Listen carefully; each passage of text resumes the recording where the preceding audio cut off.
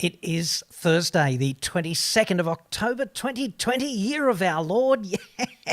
Yes!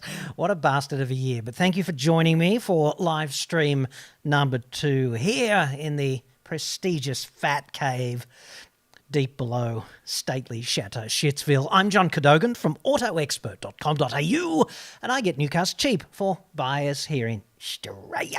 Yes. So if you need that, hit me up on the website. That. Okay, so the purpose of being here is obviously to make myself available to you and interact with you if you've got questions or comments. And let's face it, they don't all have to be complimentary. You are allowed to let rip and say what you think. I would enjoy filleting those from time to time. I can see a bunch of you in the chat already. I've got a couple of conversation starters here for you as well.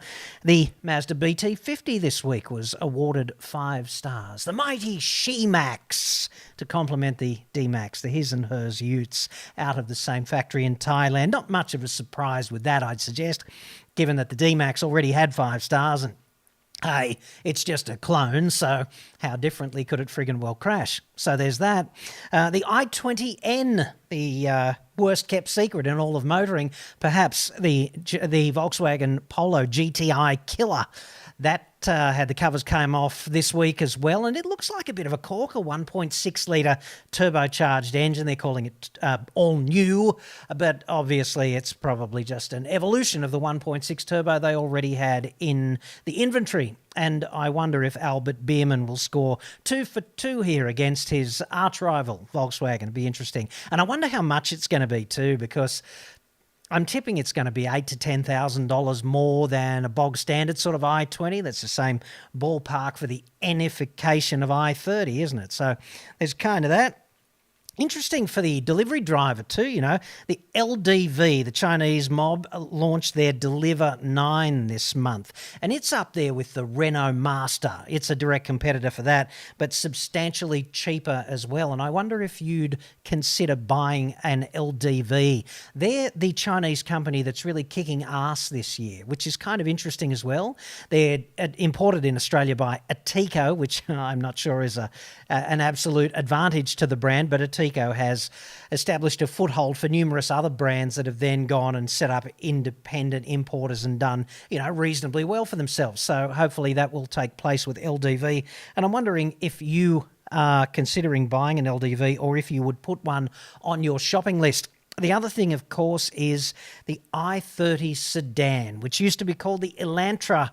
That's available for sale now. Not exactly cheap, I'd have to say. And I really do wonder, are sedans dead? You know, everyone's buying hatches or wagons, aren't they? And by wagon, of course, I mean SUV. So, look, with that in mind, as a sort of conversation starter, an aperitif or an appetizer, whatever, an entree, whatever you'd like to call it. Maybe you'd like to comment about that or just take charge of the conversational chessboard via the chat feed here and send it your way. So let's kick off with Nathan O'Connor, who says, looking forward to this. John, have you had any thoughts as to the increase of electric cars having charging problems, e.g.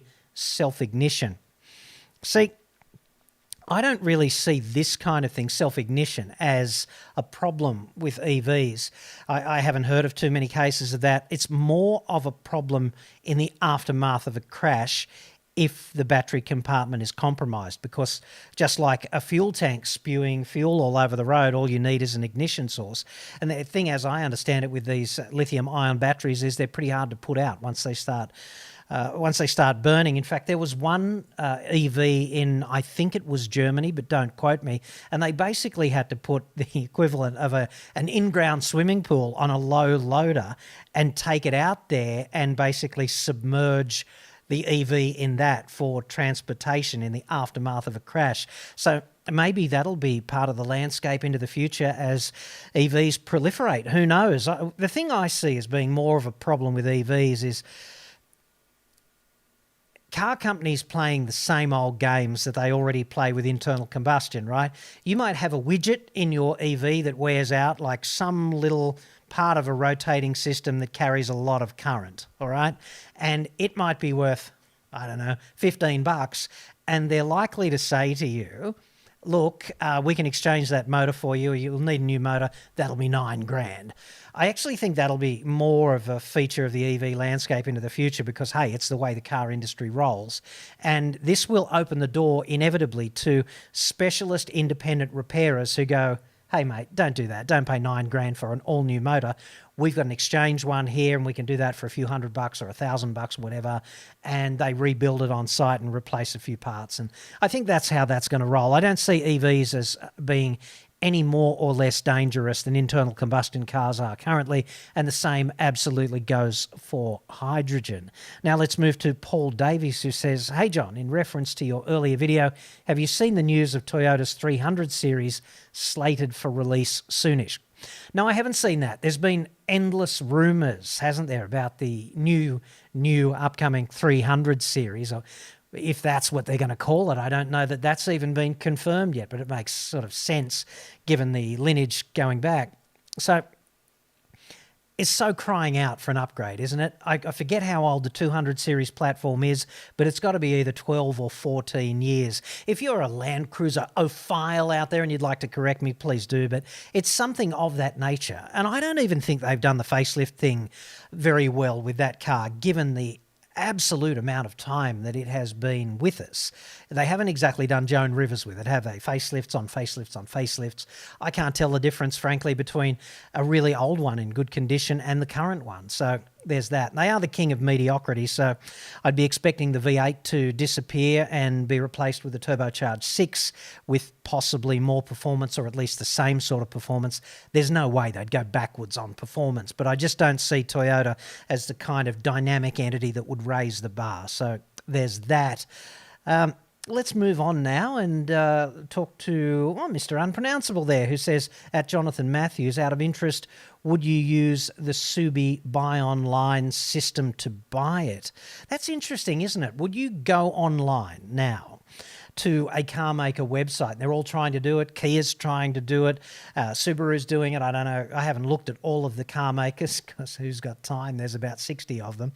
But I'm sure they all want to sideline their dealers and deal with you direct. And by direct, I mean at arm's length online.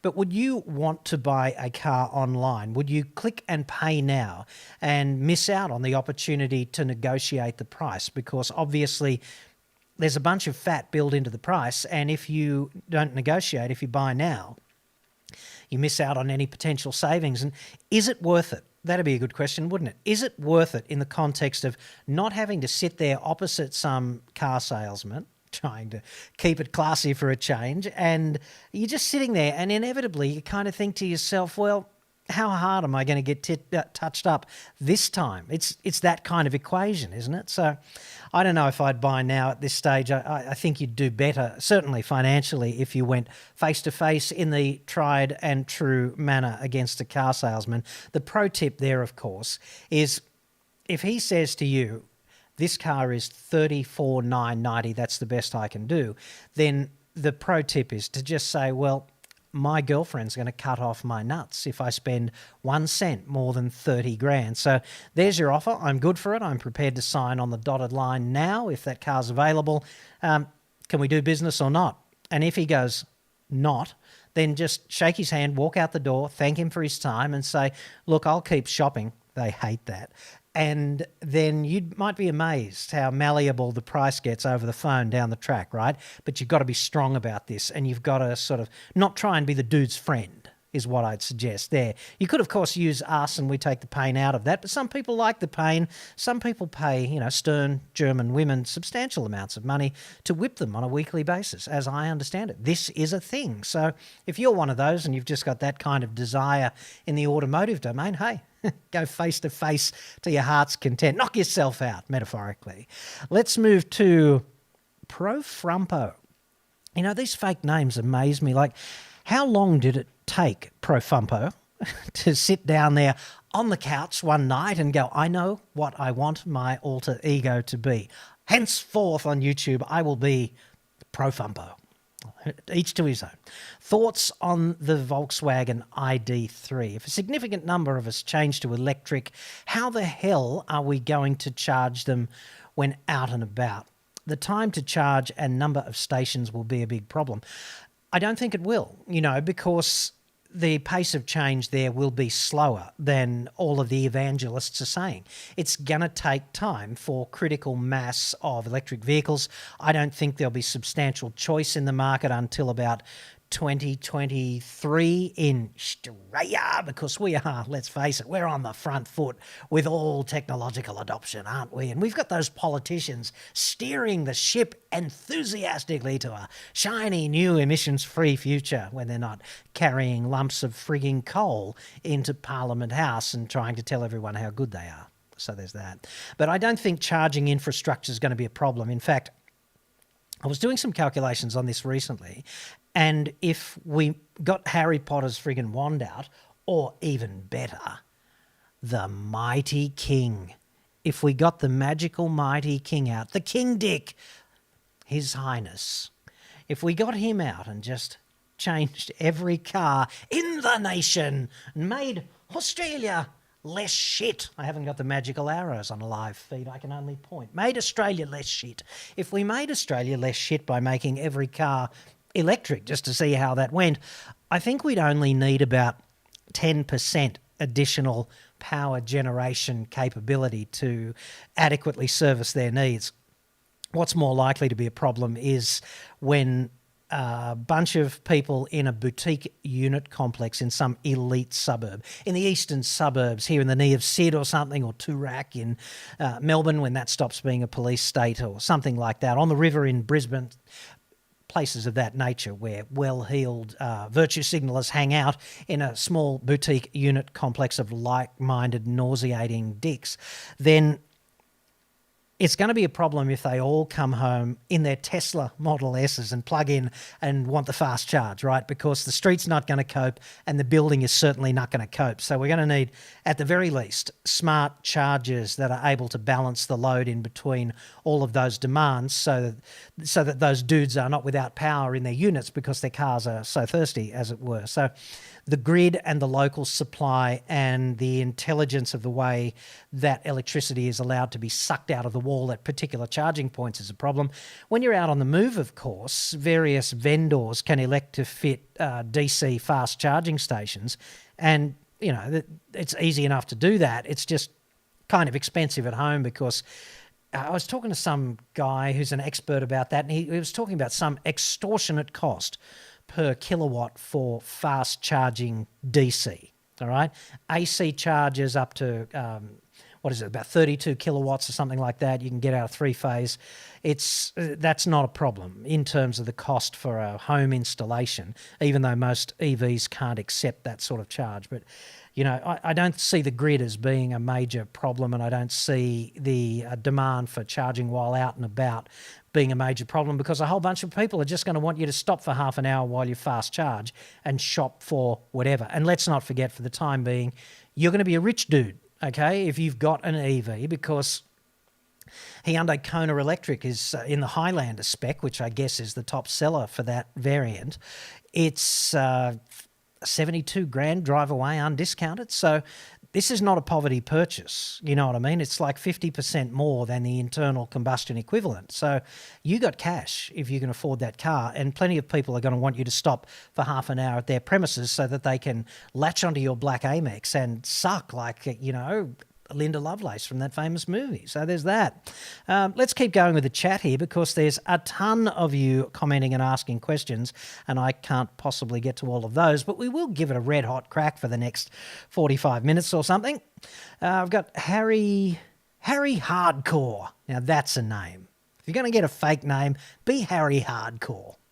And say hello to your parents, Mr. and Mrs. Hardcore. I bet they had an interesting childhood and teenage years. They can certainly fight, can't they? Harry Hardcore.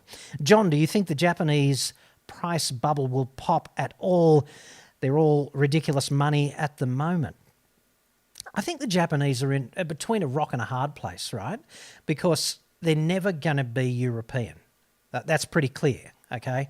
And the South Koreans are closing fast, aren't they? In fact, the whole car industry is a little bit like an Olympic sprint where everyone's looking over their shoulder. You know, the Europeans are kind of looking over their shoulder at the Japanese and the South Koreans, and the Japanese are certainly looking over their shoulder at the South Koreans. And the South Koreans, they're looking over their shoulder and going, Jesus, the Chinese could be us. They could be us, only with an accelerated time frame and sort of more capital and potentially more firepower when they get cracking. So it's that kind of dynamic, isn't it? But my impression of many of the Japanese car makers, Honda, Nissan, Suzuki, operations like that, they were doing okay 20 years ago, you know, they were doing okay 15 years ago perhaps.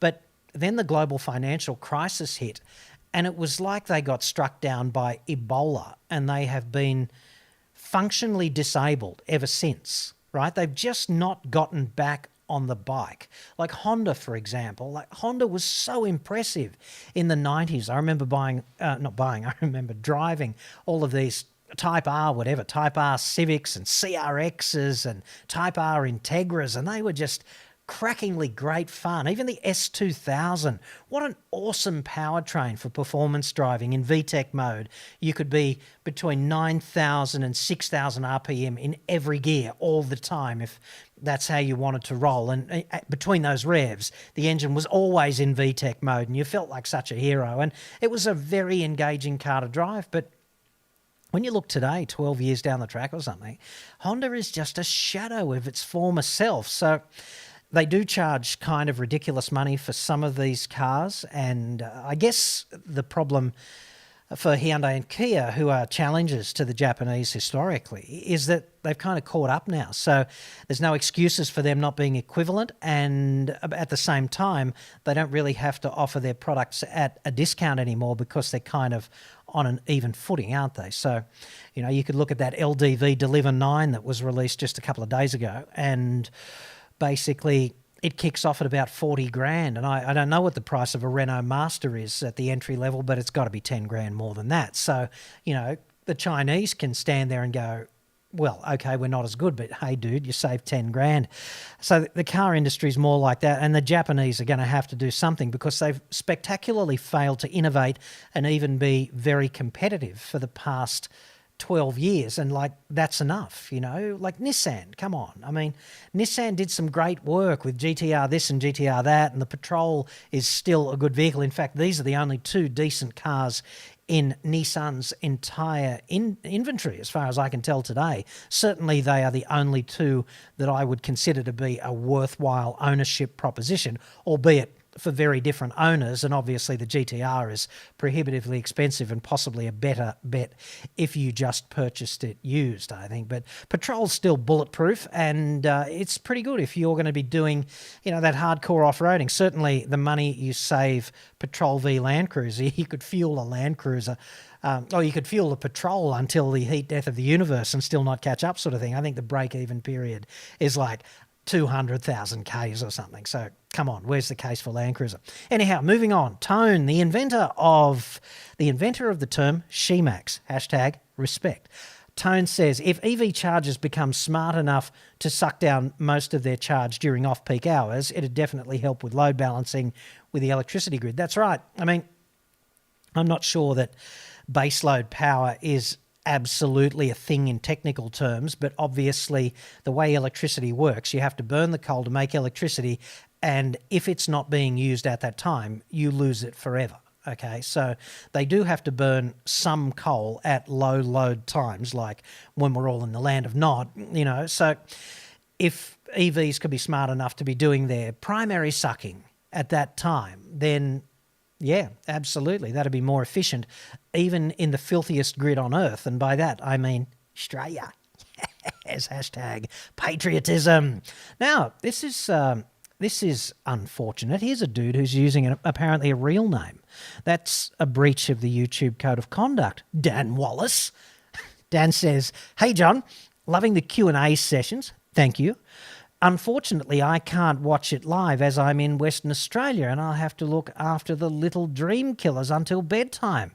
I'll be sure to watch it later this evening. Well, it's very difficult to satisfy the live demands of everyone, isn't it? And Australia is such a wide place vis-a-vis, longitude. We do stretch from here to there, and there are, several hours between us and Perth, although Perth is a kind of marvellous spot. What are you even doing home from work at 10 to 6 or something in Perth? You must have it easy. You're allegedly working from home, are you, Dan? Is that how that works? And agreed on the kiddies, mate. Very responsible parenting. Do not inflict me on them, because I cannot guarantee that this fine show will be at all times safe for kids. And we wouldn't want to inflict me on them and spoil them forever. We'd want them to grow up and go to university, learn to be journalists and have their souls sucked out and be left a withered husk in that sort of more time-sensitive mechanism. To hear that, what happened to the old ones. However, I've been warned of counterfeit tyres flooding the market. What are some of the things to look out for so that I get the genuine item? Well, I'd purchase from a reputable manufacturer for a start. I don't think there's anything in it for someone like, I don't know, Bow Repairs or Bob Jane or, Bridgestone Tyre and Brake Centres, things of that nature. I don't think there's anything in it for them to misrepresent the products that they sell. There might be some dodgy backyarder offering, discount tyres online or something, and I'm not suggesting that all tyre retailers online are dodgy. What I'm kind of suggesting here is that it's like everything else, if you buy from David Jones or something of that nature, then you are not likely to get stuffed around, are you? So the bottom line there is you should look for credible retailers, and you should also check out the tyres before you buy them. In particular, there are some things to look out for, like the age of the tyre. And in particular, the age of the tyre is... There's a 10 or 12-digit code embossed or stamped into the sidewall of every tyre, and the last 4 digits, those tyres are 3 years old, coming up for 3 years. Solved, Dave. Moving right on now with more of these questions. Dr. Graham's serious massages for serious results. That's what you do, but wondered how you would get to test drive any cars from the shit manufacturers. I could not imagine they would hand you one. Well, that's the thing, isn't it? The car industry is really good at having mates who are journalists, right? And all you got to do to be their mate is to say nice things. And the only problem with that is it's a disservice to the industry. And I have been on the other side of this fence, and I've been instructed by people above me at times, and I'm not going to say who or where, but to say nicer things than that, because, hey, that's how we roll. And I've also been the subject of conversations about get this clown in line, otherwise we're pulling our advertising. So there's that. So I just made this conscious decision to call it like I see it, all right? And I'm, as far as I can tell, one of the few people who is actually doing that in the industry. And if Nissan or Volkswagen don't want to give me a car, that's absolutely fine with me, because even if it's fantastic to drive, then what am I going to say? I'm going to say it's everything for most cars, for most owners, right? It certainly is if you're buying a Volkswagen Golf Type R or an i30N or some other performance car, then the drive experience really matters. I think for most people, what they want is a good competitive features set, value for money, reliability, decent support. And on the issue of what's it like to drive, they want it to be ruly, not shit. Adequate would be good. Adequate to the extent that the car just does what you tell it to without you going, oh, Jesus, this is a bit strange, right? So I'm already the anti-Christians. I don't see a real wake-up call for the team. That's just gibberish. So thanks for that, Digester. Marty Cath. I wonder if that's Marty and Kath. Anyway, with the demise of automotive manufacturing, why doesn't Australia have a kit car industry? Well, because that wouldn't work, dude. I mean, who's going to be building this kit car, and how is it going to comply with ADRs, and how are you going to homologate it? And how many people are going to buy it? And the cost of homologation and all of that stuff divided by the number of people who are going to buy it, it would be like billions of dollars per unit, millions of dollars, hundreds of thousands, I don't know, but it'd be something of that nature. It'd be a huge commercial disaster. And there's no way the cars would be as good as something that you would just buy off the shelf that was put together in a factory using high-tech facilities, because they can do superior construction than Trev in the shed. So it's just that. The demise of Australian manufacturing sucks, and it's a case of gross mismanagement on the auto manufacturer side, on the government side, and the one person I don't blame in all of this is you, the consumer, because consumers buy what they want, right? The thing about the rest of us is that, you know, journalists have a role to play because they can advocate for better performance on the part of manufacturers and the government. But then those two instrumentalities, the government and the manufacturers, they need to do the right thing. Manufacturers need to go, you know what? People are buying small cars now and SUVs. Maybe we'll build some of them. Knock me down with a feather, and not persevere with these outdated large sedans, which predominantly were the bread and butter of manufacturing here. You know, the manufacturing was out of touch, and the government was so stupid it wouldn't even do a contractually binding deal with any of the manufacturers. It was more like a boys' club with a bit of a handshake and a nod and a wink. You know, that's ridiculous. And it cost you and I untold billions. So there's that.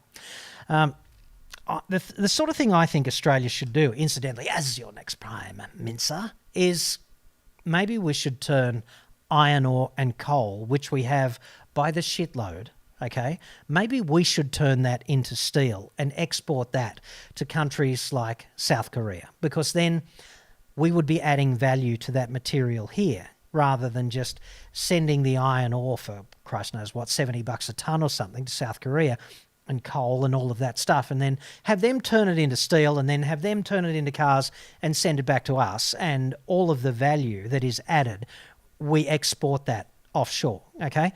Certainly it would not be too difficult for us to build a steel mill, I think, and export steel in bulk, but we would need absolute political will to do that, and we would need sort of rich dudes who were patriotic enough, instead of stockpiling hydroxychloroquine, we'd need them to actually go, you know what, going to build a steel mill.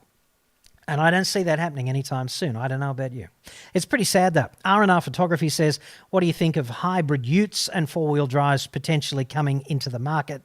Is this something to get into, or do you think it's better to wait for electric or mad energy management voodoo in traffic? You know, stop-start traffic is where you get to recoup the lost kinetic energy, the kinetic energy that would otherwise be lost in a conventional braking process. So the regenerative braking done by electric cars and hybrids pumps that energy back into a battery, at least some of that energy, and you get to use it again to get going, right?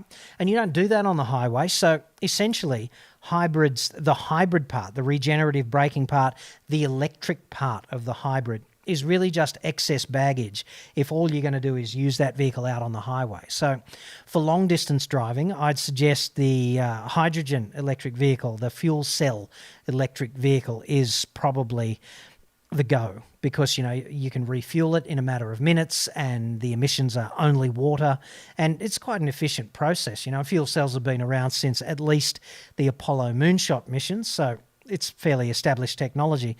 But around town, any vehicle will benefit from a hybridization. It's just that utes and four-wheel drives, these bigger vehicles, they're massive, okay? They weigh a lot. So you've got to get a lot of metal moving, and then you've got to stop it again, repeat to drive it around the city, and that is intrinsically inefficient. So in that sense, hybridization of vehicles such as that is really just a band-aid, particularly if you don't need such a large vehicle. See, a small hybrid is much more efficient than a big hybrid. And I know someone's going to say, oh yeah, well my hybrid's really efficient on the highway. And I'd say that's because it's running the Atkinson cycle, dude, because that's the thermodynamics hack that really essentially just closes the inlet valve a little bit late and changes the compression to expansion ratio. So it's a bit of a thermodynamics hack on the internal combustion side, but you can do that Atkinson cycle without the hybrid, right? And the 2-litre Kia Seltos, for example, has an Atkinson cycle engine and no hybrid, right? They're sort of separate things. The actual electric side of things that's only doing its thing around town. So there's that. Let's keep going with the chat here, and thank you very much for participating this evening. There's just a ton of chat, and I won't get to everyone, but John Pav says, value add makes sense in all regards. Too much talk of innovation and knowledge nation. Companies that do well always reinvest into R&D. See, the other thing about R&D and knowledge nation and innovation, it doesn't always pay off, right? Whereas if you said, if politics got together with business in a non-corrupt way, which would be sort of a red letter day, wouldn't it? But if they did get together like that and have a conversation about what is good for Australia, there's no doubt that you could make steel here. We're not taking a punt on it. We've got the coal, we've got the iron ore, and last time I thought about this, all you really needed was a few buildings that are sort of purpose-built for doing that. And the technology's here, we don't have to develop anything. See, it takes a hell of a long time, and there is a lot of failure if you're going to innovate your way to the next big thing, because I don't know what the success ratio is, but it's got to be, 20 fails for every one success, or 1 in 20 is a success and everything else fails. So that's not, if someone wants to take a punt on that, that's fine, but frankly, not with my tax dollars. Build a friggin' steel mill in the Pilbara and export to Asia all of the steel that Australia can make, instead of just sending off, iron ore and coal, because we could even have some sort of political incentive to make it attractive to do that, because last time I looked, that's what the regulatory apparatus was for, right? To provide broad direction to make shit happen. Wouldn't that be nice? Anyway, let's keep going here. We've got Steve Ashton, who says, I am leasing an i30N, but should I keep it at the end of the lease, out of warranty costs for a performance car? Well, performance cars aren't intrinsically more expensive, but if you drive them like performance cars, then hey, stuff is going to wear out more frequently. But in a car like the i30N, what's going to wear out? You're going to go through tyres, you're going to go through brakes, you're going to go through maybe clutches, things of that nature. The rest of the bushes might chew out. It depends how harshly you treat it, I guess, but the fundamental powertrain seems to be fairly robust. There don't seem to be too many reports of that failing. It's hardly like the Focus RS with the spalling bloody head gaskets, with a floating deck on the block, and the cylinders go like this and they spall the head gaskets, and you get up one day and all of it, you start your car and then instant James Bond smoke screen out the back because you've blown a head gasket. Bugger that for a joke. Anywho, I think it'd be fine to hang on to that car after the lease, right? And if there's any doubt, just before you get to the end of the lease and you've got to make that call, then darken the door of a decent local mechanic, one that you trust preferably, who's been recommended to you by someone you trust or in your family, whatever, and just say, mate, can you give this thing, which I'm leasing, a once-over, because I'm thinking about owning it, but I don't want to do that if it's a ticking time bomb. So that might be a good way to at least manage the risk of that problem moving forward. But awesome car, and you'll certainly be happy with it for several years to come, I'm sure. Depends if you drive it like you stole it. Best in the biz. No ego problem there, Mr. Best in the biz. In the market, buying a new dual cab ute, I have narrowed it down to 2021 Isuzu D-Max, X-Terrain, Toyota Hilux SR5 and the Ford Ranger XLT. I live on a cattle farm. I plan on some four-wheel driving and camping. Well, here's my, my default chat about all of that. I'd suggest that these utes are all closer to each other than the manufacturers would admit. Hilux is going to have the best resale value, but in some senses, I think it's the least sexy of them all, okay? Because I'm not sure you even get Apple CarPlay in a Hilux today. Come on. Please, if you own a Hilux and you do, correct me, because I haven't been in a Hilux for some time. But a Hilux is going to be pretty good on the resale value front, but, not that great to own.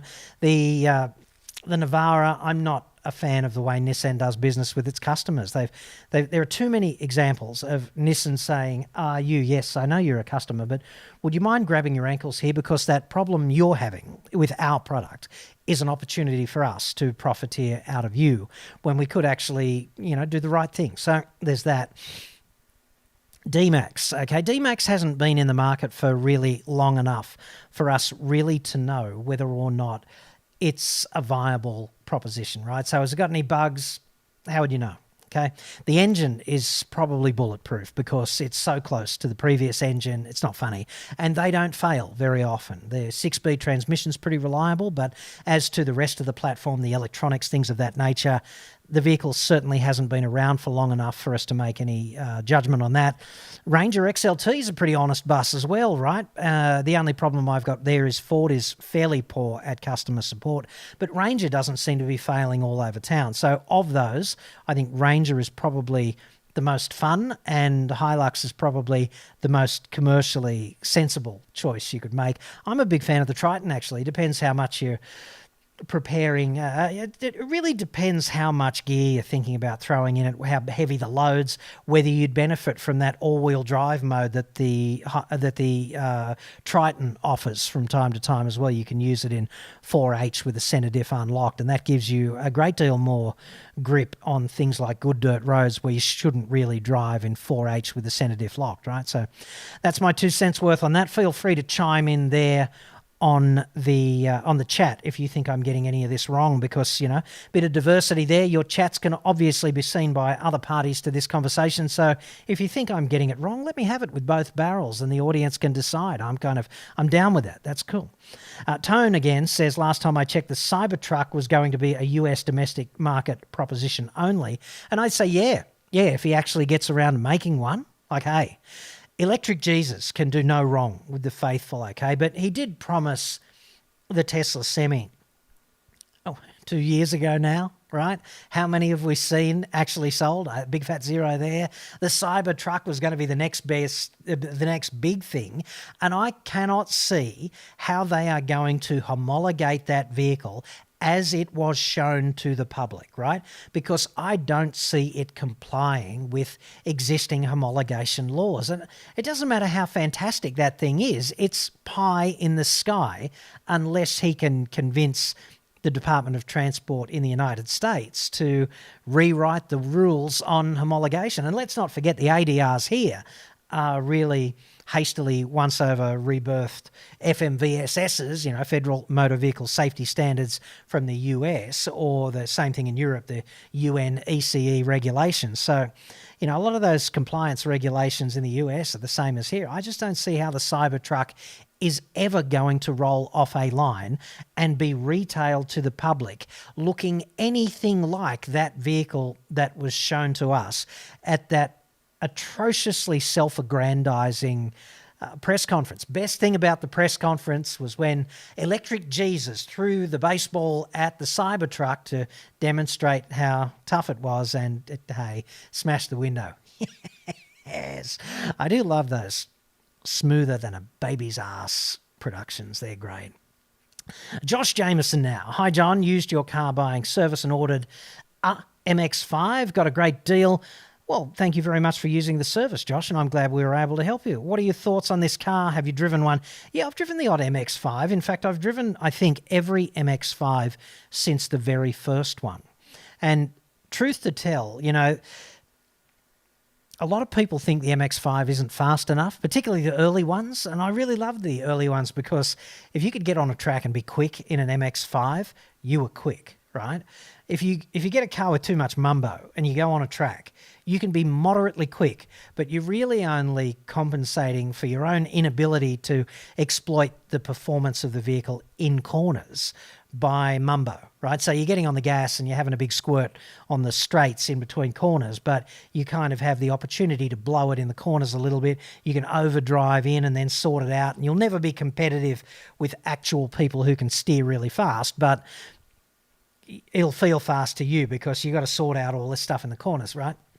And I have this bad habit of overdriving on racetracks because I don't do enough of it, meaning too hot on the way in, and therefore it takes just a little bit too long to sort things out, and I've got to keep throttling myself back on the way in to actually be quicker, which is counterintuitive when you think about it. So there's that. But anyway, if you can be quick in an MX-5, you are a bloody good steerer, because it is such a pure handling experience.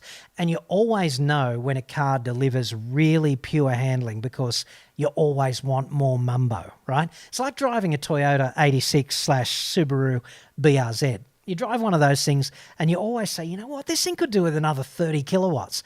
And it's only because the handling's so precise. So, good choice. I think the MX-5 is A, an icon, and B, a really pure driving experience. So I give that choice 13 points out of a possible 10, but you have to be the right dude to be happy in that car. You have to be a driving nutcase, you have to be happy with a convertible, you have to be happy with no back seat and all of those other limitations, But provided you are, then, ladies and gentlemen, I think we've got a winner. Knight KNI GHT says, is it just me, or has the price of used cars gone right through the roof? Is there hope for a drop in the near future? I need a new ride, but I can't justify these prices I'm seeing. Yeah, there has, absolutely. It's the perfect storm for trade-ins at the moment. If you've got a car that you need to trade in, the price of used cars is through the roof, and it's basically driven by COVID-19, okay, and the impact of the virus on the car industry, because there are so many delays in supplying new cars that plenty of people in the position where they need a new car now, and I'm suggesting if you've just had your car written off by some numpty who's run up your ass in traffic, then you don't have the luxury of saying, I'll just wait 3 months until normal programming is resumed, okay? So there is this demand for a new vehicle, new in inverted commas, replacement vehicle, or other people who've hung on to the same old shitter for years, and it's finally given them the big problem that's going to cost more than its value to solve, okay? So engine blow up, things of that nature. The car's worth $5,000. It's an $8,000 fix. Someone bites the bullet and says, well, I'll buy a new car. And they get to the dealership and the dealer says, yeah, we can supply that in February, dude. So then what do? Well, you buy a late model used car, don't you? And when demand increases for late model used cars, then hey, the price goes up. And that's exactly what's happening at the moment. So my advice there is, if you can afford to wait, then absolutely wait, because it'll be to your financial advantage. Anthony Napoli. Now, you're a regular, Anthony, and you're using a real name, so I have to give you more than 10 points out of 10 as well. What do you think of the Kia Stinger? Should you hold off 18 months for something better for a GT? I really like the Stinger, and the Stinger was just such serendipitous timing in Australia for Kia, because the advent of the Stinger, like you've got the advent of the Stinger here and you've got the demise of the local sedans, right? The Commodore and the Falcon, they just disappeared. Ford and Holden shot themselves in the foot. Holden disappeared, and if Ford didn't have the Ranger, then Ford would be disappeared as well, right? Because nothing else in the Ford inventory sells nearly well enough to maintain their viability in Australia. So I hope Ranger continues to be successful for Ford, because otherwise it's going to be 2 for 2, right? The thing about Stinger is it's a big fat rear-wheel drive product, like a Grand Tourer, and it looks half okay, it looks half tough. It appeals to mainly men, and that 3-point whatever twin turbo V6 is a weapon. It delivers Atmo V8 levels of performance. So it's a really nice car to drive a long distance. It's completely different to something like an i30N, for example, which is a real chuck-around machine, but the Kia Stinger is a Grand Tourer in the true rear-wheel drive tradition. And look, if you've got a Kia Stinger and you've had it for, 2 or 3 years, I'd be really interested to know how it's feeling to you, whether it's got good sort of body integrity, what the reliability has been like, all of those things, because everything points to it being okay at that. But I'd really like to know from the point of view of first-hand knowledge of that vehicle from an owner. So if that's you, please let us know what your experience of the Stinger has been, because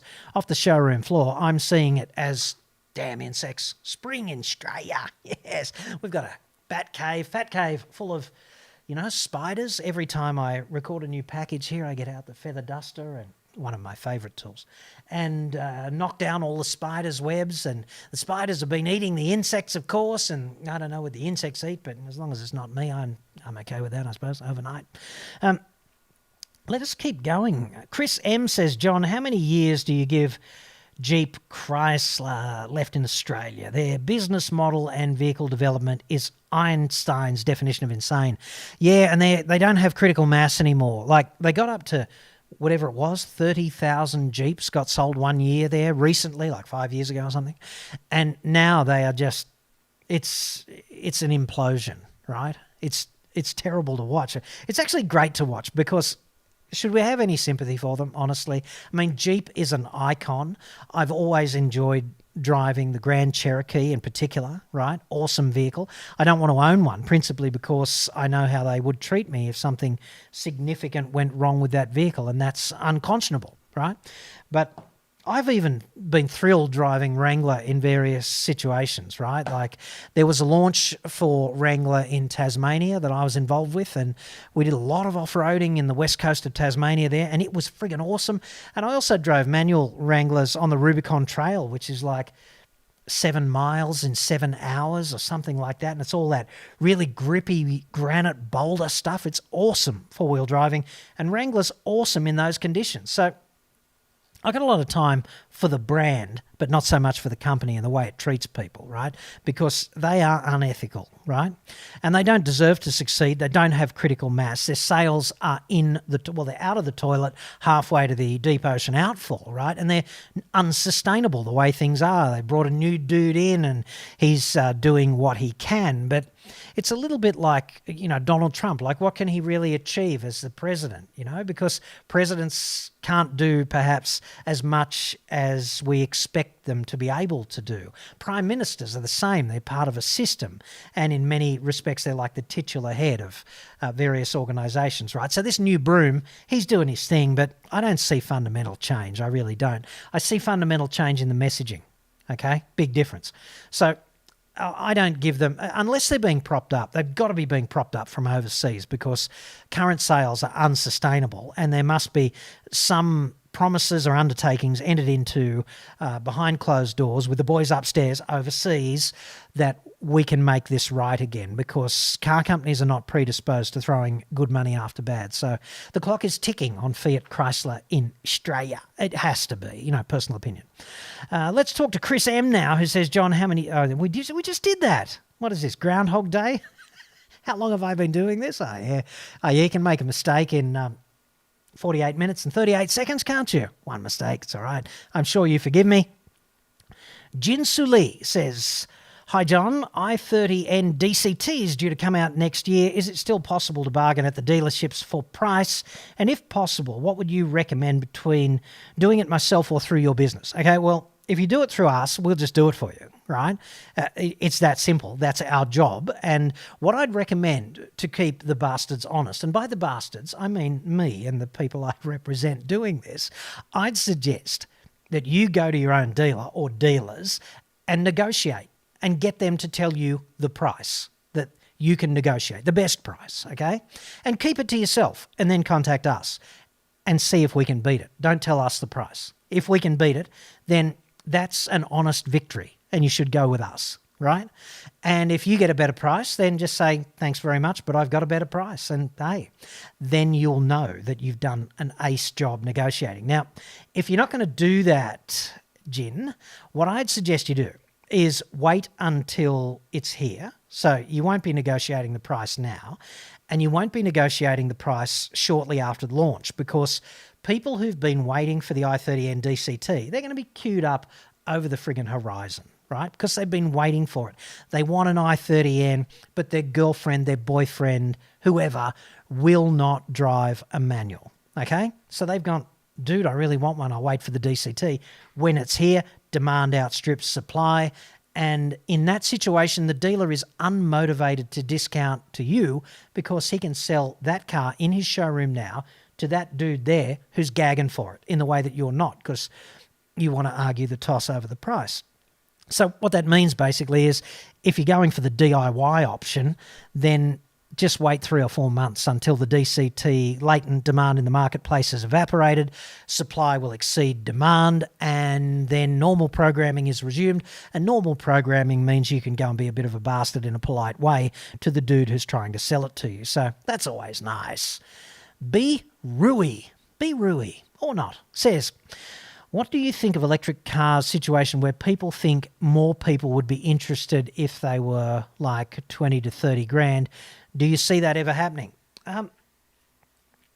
Economies of scale will have an impact on the price of EVs, but there are some fundamental things with EVs, right? Like the weight, battery technology. I don't see there being a fundamental change. There could be tweaks, right? Efficiency tweaks, but I don't see fundamental change in battery technology, okay? So batteries are expensive things. Like go and have a look at the price of a replacement battery for a power tool. You're often, someone asked me about, I don't know if you can see them, all these Ryobi drill packs and behind me here. What are you, like a Ryobi drill pack whore or something? Someone said to me. Brian Howard, I think, said words to that effect to me. And the bottom line was, it's actually cheaper to buy the pack with the drill and the driver or something, and it's got batteries with it, than it is to go and buy a couple of batteries, right? So I just did that. And that points to the cost of batteries, right? The battery is the most expensive part of the power tool, which is one of the reasons why they offer you the skin only. Okay, so if you've already got the batteries, they can rip a heap of cost out of that next power tool by just selling you the skin because the battery's so friggin' expensive. It's just that. EVs are going to be substantially more expensive than electric cars without government intervention. The only thing going to drop the price of EVs to the point of equivalence is like the mad experiment in Norway where the incentives from the government made, for example, an e-Golf cheaper than a Golf. And then there were other incentives as well, like you don't pay tolls and you get free parking in the city and free charging and things of that nature, right? If there's a level playing field in terms of government support, then EVs for the foreseeable future, and I'm talking a decade down the track, they're going to be more expensive than internal combustion. And that is a fundamental disincentive to the uptake.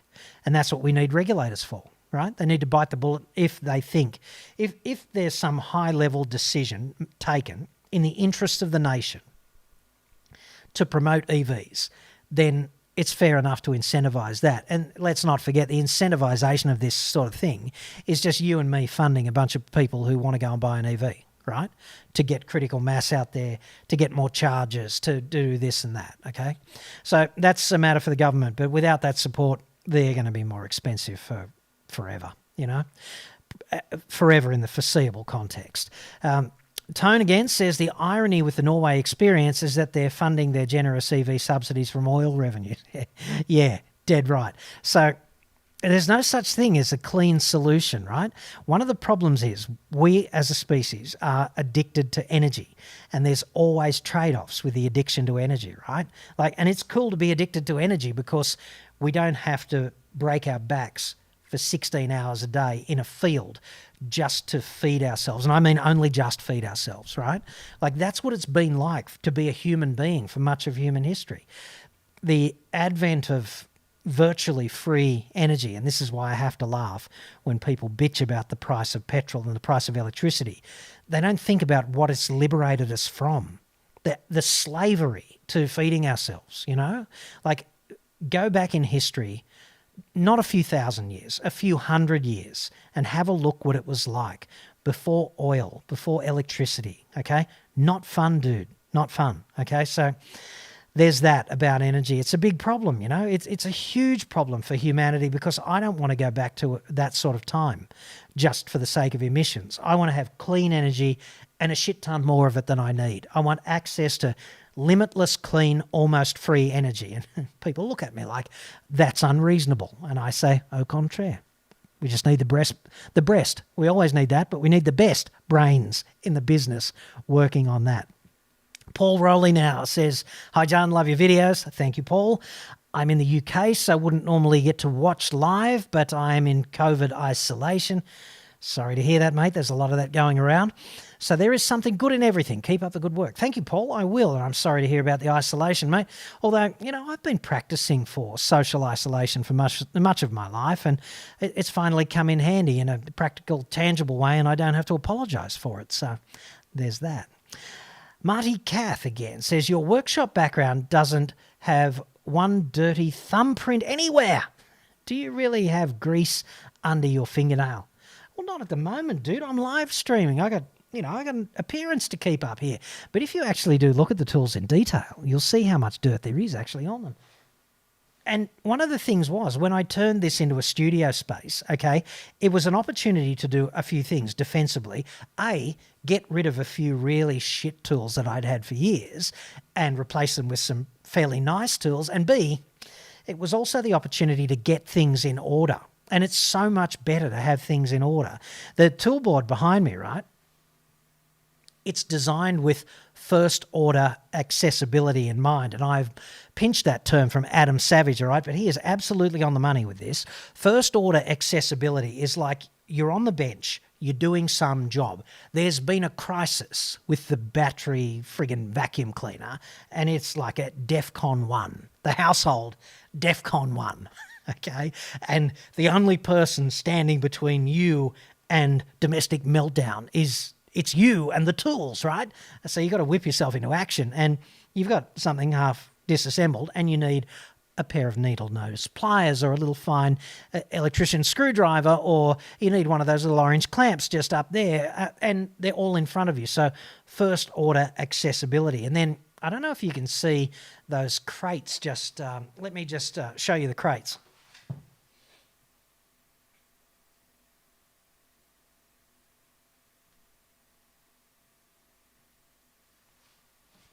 So those crates just up there, okay, they're like second order accessibility because they've all got little scribbled text up on them telling me what's in. There's PPE in one of them, and there's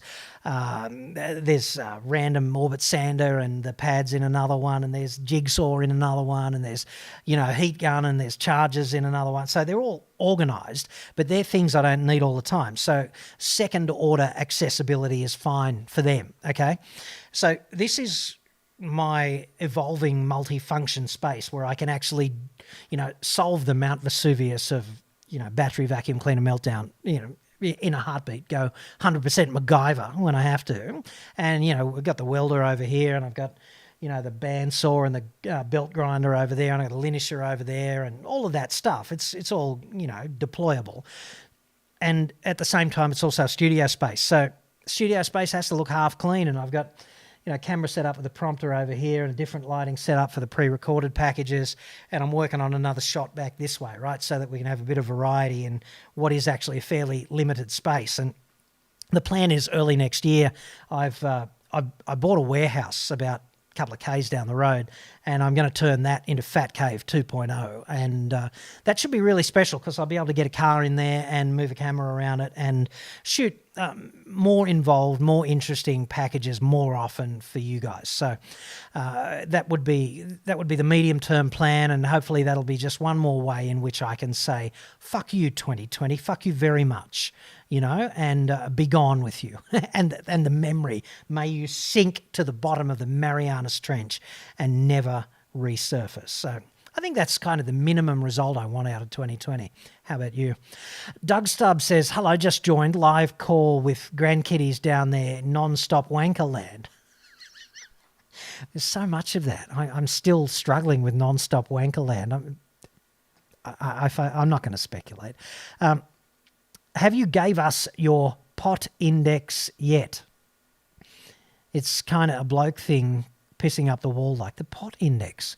I'm drawing a complete blank on that.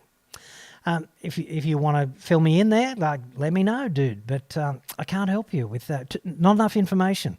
Taz Ransom says, at John, that must be me, can you explain car values from an insurance company's perspective, given that the car yard and private sales values seem much higher?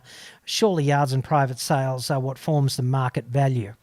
I don't know what yardstick they use for market value, right? And I think market value is a dud way to get car insurance because knowing how insurance companies operate, it's going to be the lowest number they can find, right? So if I was you and I had a car that was worth a significant amount of money, and meaning a significant amount of money to you, if the insurance payout matters and the difference of this much or that much as a percentage, 10%, 20%, if that matters, do it at an agreed value, because then there's no toss arguing, right? The agreed value is whatever it says on the policy for the next 12 months, and they can just suck it up, okay? Whereas there's so much arguing the toss with agreed value. With market value. And that'd be something that, a simple way to protect yourself, right? Just go with agreed value. Kevin Mack, real name Kevin, very dangerous, a bold move, but respect. Hi, John. Looking at purchasing new V6 Amarok with manual transmission, knowing Volkswagen can be difficult with issues. Is consumer law enough protection if the vehicle is kept only whilst under warranty? Well, these are all different things, right? Consumer law is kind of a big stick, but it's an expensive stick to wield if the company that you're trying to get a rightful resolution from, if they're prepared to be abject bastards, because they can carry more cost of abject bastardry than you can, right? So Volkswagen's quite bad at that in my view. There's too much evidence that I can see of them treating people badly, and consumer law will protect you, but only if you've got 10 or 20,000 bucks to throw at a serious problem. And the warranty is only really a promise that the manufacturer makes to you in addition to your rights under consumer law. So a promise from an immoral bastard is probably not worth as much as a promise from somebody you could trust to do the right thing. So the other thing about Amarok is, of course, the safety rating, which when you look at it is 5-star, but it's 5-star from 2011 when that vehicle was tested. And the bottom line with that is, of course, it doesn't even have airbags in the back seat, dude. You know, so it would struggle to get 3 stars today. I don't know exactly what the protocol is there. You could work it out if you had to, and there'll be a few pegs in the ground you could put for limiting factors. But 3 stars maximum, right? So if you're going to put kiddies in the back of this Amarok, I'd suggest buy something else. Buy something more modern that was tested in the past 5 years. And hang your head in shame, ANCAP, for making this issue so difficult for ordinary people to get their brains around, because you could have made it simpler and you botched it. So shame on you. Personal opinion. I hate this word. Sobriquet 71. See, I'm not afraid to have a crack at that and make dick of myself mispronouncing something. I must ask John, which would be me, where do you source the Ming Mole videos? They look like they're customized just for you and me. Ha ha! And Mike Stand, you can go and get as well. Well, you can invite other people to do that. I found Mike quite entertaining. But each to his own, and obviously that's only a personal opinion of yours, and we wouldn't want to make a defamatory imputation against Mike because he has been of such entertaining value to the program previously. The Ming Moles are not customised, they're off the rack, and I do mean rack, because that is one of the selection criteria. I actually use a stock video library called Storyblocks, and they have endless videos of everything. So if you want beach volleyball, then hey. If you want bikini on the beach, then prepare to waste hours. It's not like it's not a burden, right? But you can go through hours of bikini on the beach to find just the right flavour of bikini for a Ming Mole on the beach vacation kind of clip for you. And this is the sort of burden that I shoulder without complaint in the background. I just suck it up like a big boy and get on with it because I'm in the entertainment and information business, right? And you matter to me. And that's why I do this kind of thing so diligently. So there's that. Moving right on, Husey and Annalise says, got a new Serato Sport. And Husey and Annalise are regulars too, and I'd just like to acknowledge that. Husey's probably more of a regular than Annalise, and I don't know what this business is about sharing a YouTube channel. I guess it makes it simpler from the point of view of deleting your browsing history after just before you drop dead. That's a good pro tip, I think, for your relatives and that. I guess if you've got a joint one, then there's much less likelihood of unpalatable conduct being uncovered post-mortem, isn't there? Anyway, Husey and Annalise says, I got a new Serato Sport a few months back. What's with the throttle thing that you have to push down harder with a click at the bottom of the accelerator pedal just to get to full throttle? I think that's probably an emissions thing, or maybe it's a fuel efficiency thing. But a lot of cars have got that, and some of it's more perceptible than others. I guess they just don't want you to use full throttle particularly often because, say, it's going to drink a lot of petrol and you might come back and complain about that. But I don't really know. And when you know it's there and you want full throttle, just go for it. Wait for the click and enjoy turning hydrocarbons into noise and speed. It's been one of my favourite things for decades now. Anthony Vergona says, hi, John. Do you think Mark 7 Volkswagen Golf GTI DSG 35,000 kilometres is a good first car? I am worried about the reliability. What are some of the common problems that may come up? Well, the bottom line is, in about 2014 or 2015, it's all a blur, right? But about that long ago, Volkswagen made this is before Dieselgate, okay? So it might have been even 2013. They kind of had this proclamation. They said, we will be the number one car maker in the world by 2018, okay? And prior to this proclamation, they were actually pretty reliable and a pretty good company, in my view, right? And this was some sort of high-level management statement to appease the shareholders and make them seem special in Wolfsburg, I guess. And the only problem with that is the actuaries got involved and they said, well, shit, dudes, we don't have enough inventory. We haven't got enough vehicles. So they went on this product R&D offensive, okay, to generate the requisite inventory to put a finger in each one of the holes in the dike so that they could get to number one car maker in the world by 2018. The only problem with that was inevitably R&D corners got cut and reliability went off a cliff. So there's that. And then Dieselgate hit and they've been sort of playing catch up ever since. And the bottom line is reliability is a problem, but what's even worse is the caliber of support. So Golf GTI is a lovely car. It's a beautiful car to look at. It's a beautiful car to drive. And if it were reliable, and even more so if the support you got was marketplace average or better, then yeah, dude, good first car if you love driving and you love that Euro thing. But the support's a real problem. And first cars, people often don't have very much cash, and the solution to these problems is likely to be expensive for you. So I'd say no, it's probably a bad choice, although I understand why you lust after it, mate. Craig McIntosh now says, hi, John, love your work. Thank you, Craig. I got a VW Arteon. Settle down, John, which I love the look, hate the ride quality and general quality of the car. I'm thinking of switching to a new BMW 330i. Is that a good move? Okay, so my experience of BMW is that their quality is slightly better than the other two premium German car makers. Certainly, whenever an owner of a BMW with a legitimate problem has reached out to me and I've reached out to them I've reached out to BMW on behalf of the owner, then BMW has acted fairly quickly to turn that frown upside down. And I cannot say the same thing about the customer care aspect at the highest level for Mercedes-Benz and Audi, right? So, yeah, exchanging a Volkswagen of that nature for a BMW 330i would be a good call in my view. BMWs are good cars. The brand is fairly true to its ethos of ultimate driving machine. And I've really enjoyed driving most of the BMWs I've driven. I think some of them are a little bit cynical. Some of the cheaper BMWs, you know, maybe X1s and things of that nature. Entry-level 3 Series reminds me of a bit of a sort of once over lightly taxi kind of thing, you know, but anything with a bit of class about it, 330i would be quite all right. The only thing is, obviously, these are premium automobiles and they attract a premium price, so there's that. Jason Field says, independent mechanic trumps dealership servicing every day of the week, but I must say I have a vested interest.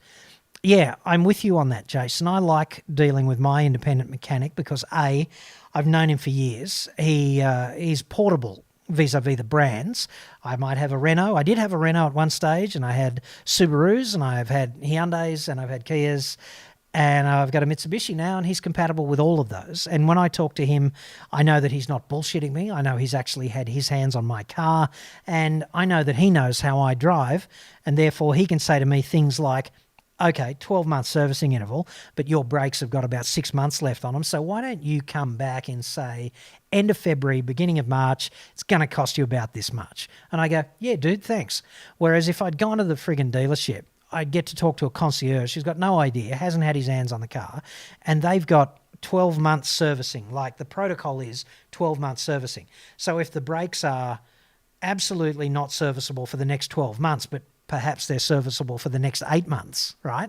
Then they get turfed and you get the big bill now, and that's just how that rolls.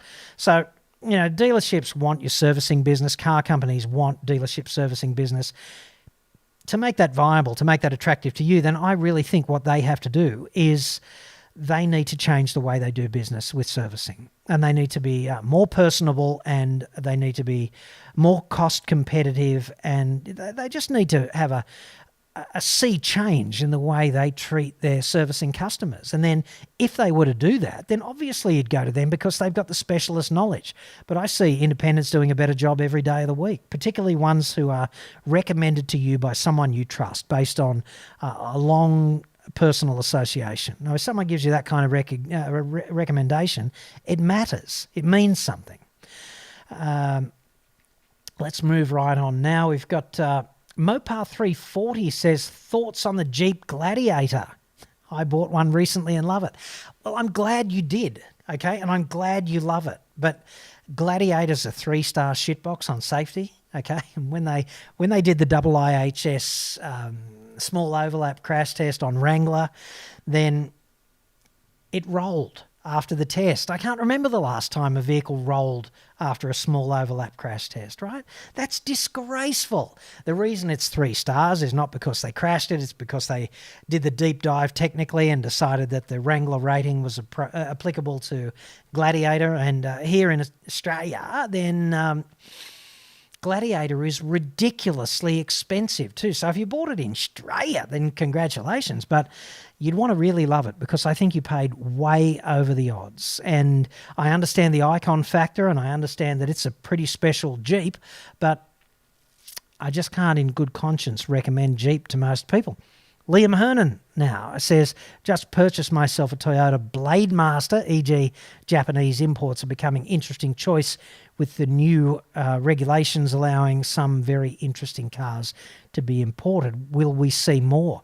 I guess we will inevitably see more of that kind of thing, but one thing I can absolutely assure you is that the Australian car industry and its grubby little lobby group in Canberra, the Federal Chamber of Automotive Industries, will fight every one of those regulations tooth and nail because, as they see it, every one of those grey imports, that's a car that they don't get to sell. And there's nothing that mob hate more than shoring up that new car cartel-like structure that they enjoy in this country.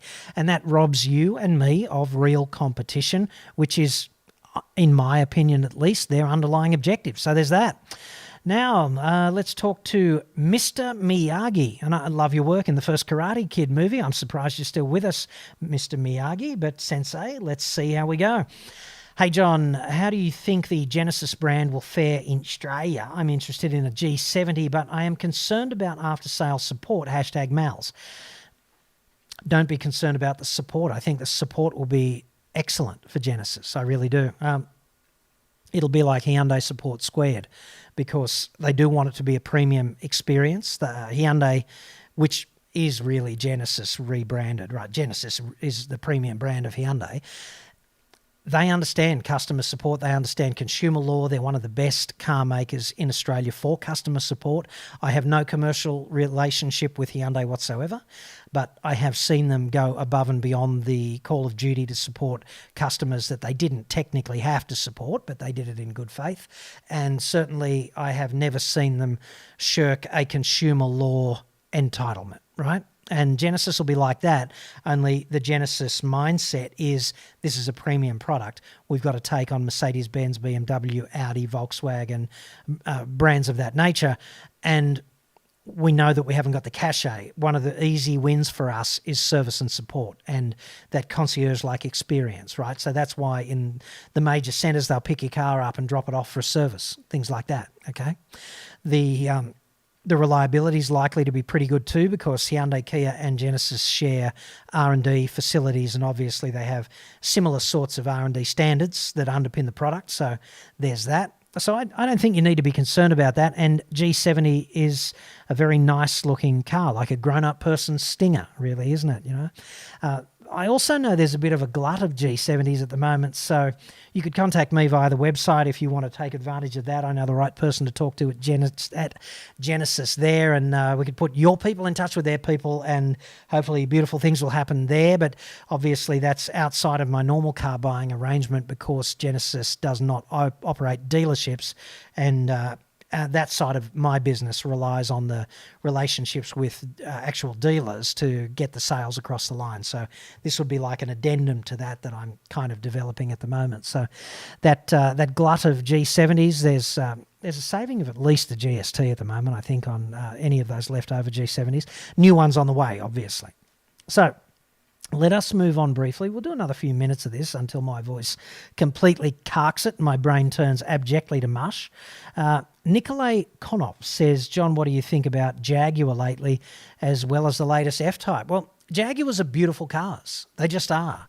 Jaguar is like sullied the way Volvo, Land Rover and Aston Martin are sullied, because they were all part of the Ford empire when Ford stood on the brink of implosion during the GFC, okay? And Ford had a fire sale. They got rid of what it called the Premier Automotive Group. They sold Aston Martin to a consortium of Middle Eastern investors.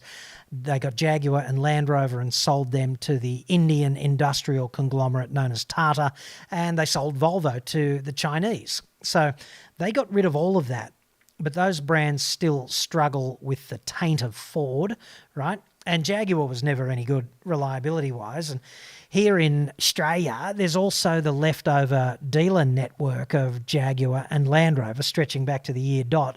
And frankly, they do not inspire me with confidence in relation to how well they might support you if you have a problem. So beautiful premium cars, many of them like the SUVs. Terribly harsh ride for an SUV, those Jaguar SUVs. Anyway, just the support's going to be a problem, right? And obviously they're expensive things. So beautiful car. You're obviously going to turn a few heads in one if that's the kind of thing that lights your wick, but I wouldn't be counting on A-grade support or even premium brand style support, which would be so easy for them to fix. And I'm so amazed that they're so thick that they have not yet done that. So let's talk now to normal human. Is there such a thing? Mr. and Mrs. Human, you must be so proud with your normal son. Here in Retardistan, I love the way some Retardistanis have adopted this, right? Like without question. Like Shitsville, Retardistan, Sheepshagistan, we're all mates, okay? I love Retardistan. You've got guns and gun ranges. It's just beautiful. I have learned never to take your vehicle to a place with a religious name, e.g. Christian Brothers. Well, there you go. That might be one way of choosing a servicing provider. Who knows? Takes all sorts. Greetings to all of my loyal listeners in Retardistan. I love your work. I'm sorry about the orangutan. Perhaps that will end soon. Hopefully it will. David Jenkins now. How many numpties keep passing the same dumb-as question over and over? Well, see, David, it's not the same question to them. It's the first time they've asked it. This was a thing on Talkback Radio, right? You used to get asked the same questions over and over. And it's not like only a small number of listeners, viewers, whatever, have a complete compendium, the aggregated works of every show. To some people, they've just dialed in now. They've seen, this dude's live. Let's see what it's like. And he asks a question at the top of his mind, which is a question that you've answered 6 trillion times. The other thing, incidentally, on Talkback Radio was like, look at, hey, John, how you going? Never ask the host how he's going, okay? Because it's not moving the show forward, okay? Love your show. Love your show. Thanks.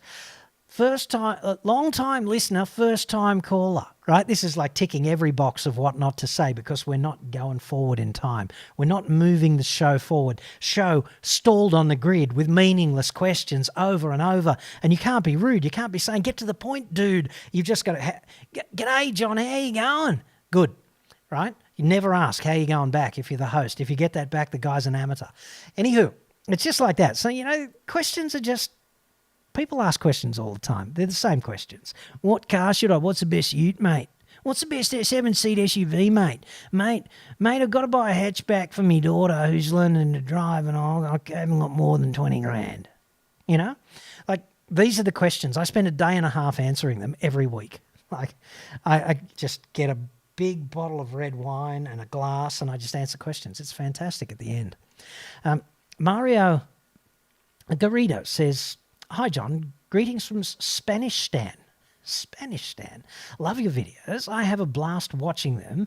What's your expert opinion on H2 plus O2 electrolysis injection technology for diesel engines?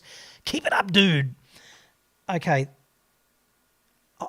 Electrolyzing water under the bonnet of a car using electricity derived from the vehicle's electrical system is a kind of thermodynamic fraud. It cannot work. It cannot deliver any kind of benefit. Any person who went to university and studied first-year physics knows that this is a thermodynamic fraud, okay? And this, of course, is why these systems do not exist under the bonnet of any car when it leaves the production line. Okay, electrolyzing water is good for only one thing, and that is starting a fire under the bonnet, because most of the people doing it do not do it in a robust, tradesman-like way, and they don't have adequate protections in place.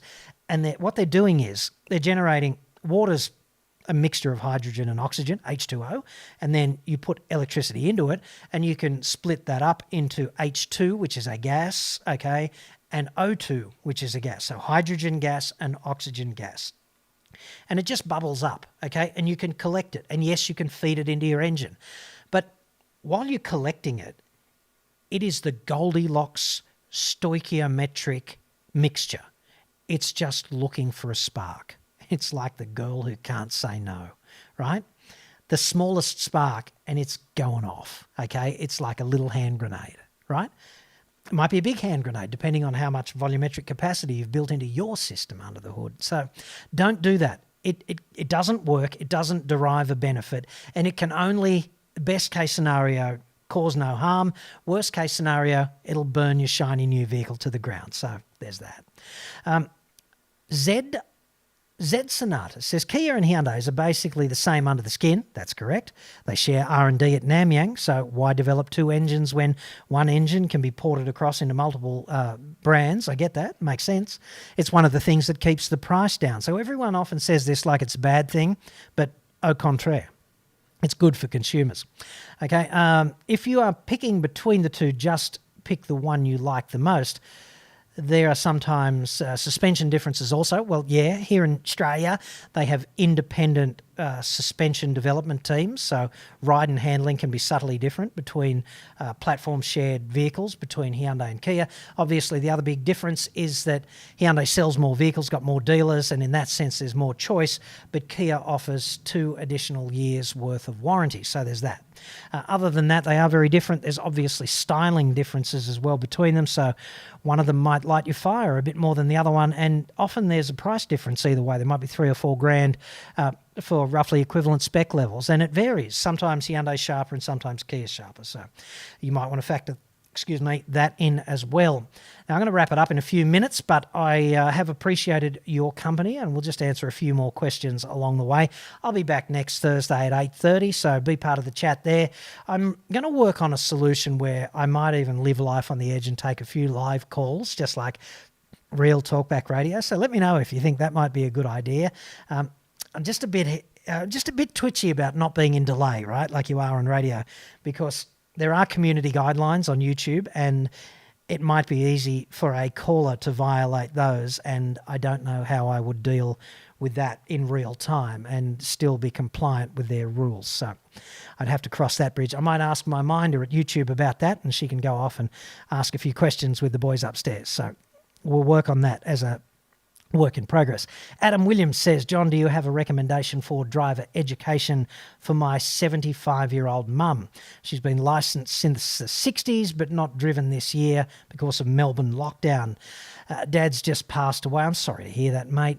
And mum's looking to get some independence. Yeah, well, that's very good of you to ask that question. It's very good of you to support your mum in this situation. I'm sure this is a challenging new time for her as well, and it's certainly been a bastard of a time to have a funeral this year, because I'm sure there were more people who your dad whose lives were affected by your father in a positive way, and they would have liked to have attended the funeral to pay their tribute to your father. And for everybody who's had a relative who's passed away this year, this is a terribly confronting thing, because memorial services tend to be final. And one of my things is, immortality is one of the best barometers of the real thing of immortality, which is people's lives who you've made a difference to. They come to your memorial service, right? So being limited to whatever it is, 20 people or 10 people or something, what a bastard. And I'm very sorry you've had to endure that. And for all of you who've been in that position who haven't communicated with me, but there's been plenty of that this year, my heart goes out to you as well, because, that's just another little glacé cherry on the icing of the cake of the worst friggin' year ever. Anyway, what I'd suggest you do there, Adam, is I'd go to the local motorist type association like the NRMA or the RACV or the RACQ, because they will have a bunch of people who go out and test elderly drivers. Like, my father's going to turn 85 this year, and he's got to go for his very first driving test after whatever it was, Christ knows, age 17, right? And the NRMA, in our case, because we're in New South Wales, they've got a fleet of testers for elderly drivers. And you can just say, hey, before you test me, can you book me in for a refresher?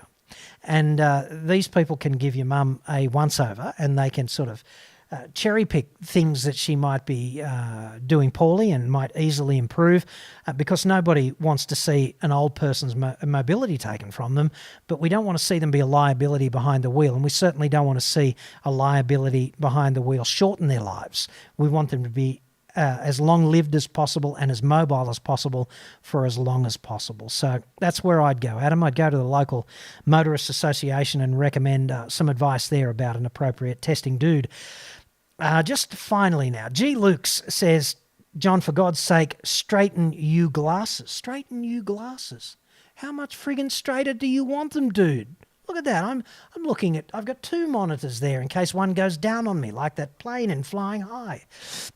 It's like having two autopilots fighting over each other. Monitor there, monitor there. Although I think this monitor makes me look shifty by looking this. I think it's much better to look that way.